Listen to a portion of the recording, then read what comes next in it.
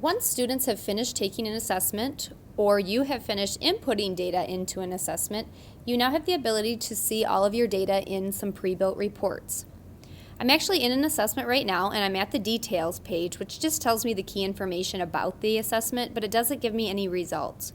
So I'm going to click on the Overview tab right here to the left of the details page, and it's going to bring up this donut here. This donut right here, depending on your access, will show your highest level. So if I'm a principal and this is for first grade, this is for all of my first graders here. If I want to filter this down so I can see just one teacher's class at a time, I just use this Filter Students tab here, and then I can filter down by class.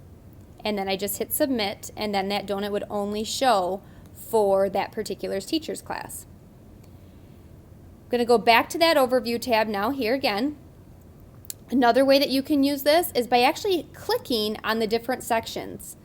So when you click on the different sections, it actually will bring up a list of the kids that fall into that category.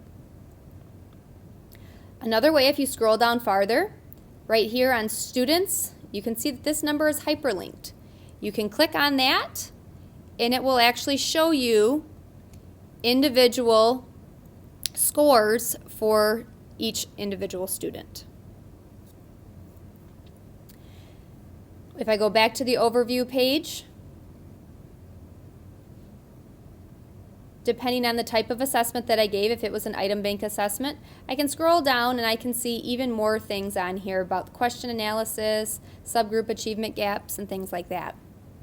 The next place to go look for reports is actually by going right here to the Reports tab. So I click on the Reports tab. There are quite a few pre-built reports. If you don't know where to start, they have these drop-down menus here of where do I start for teachers, where do I start for site leaders, and district leaders. So if I'm a teacher, best place to start would be right here where it says, where do I start for teachers? It gives you just a picture of each report, so you can actually click on it and it'll show you kind of what that report's going to look like. And if you choose to use that report, you're going to actually want to click on the Open Report button. Underneath the Open Report button, you can actually click this and it will show you little bullet points of what the data is actually going to show you and what kind of questions you would use this report to answer. So let's go ahead and click on this one, the Open Report. And again, in order to see this report for my class, I need to filter it down. So classes seems to be the best way to do this.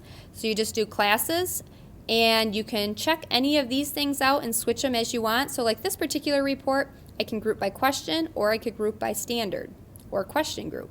So depending on what you want, and once you have that, you're just going to click View in Browser and then your report will appear.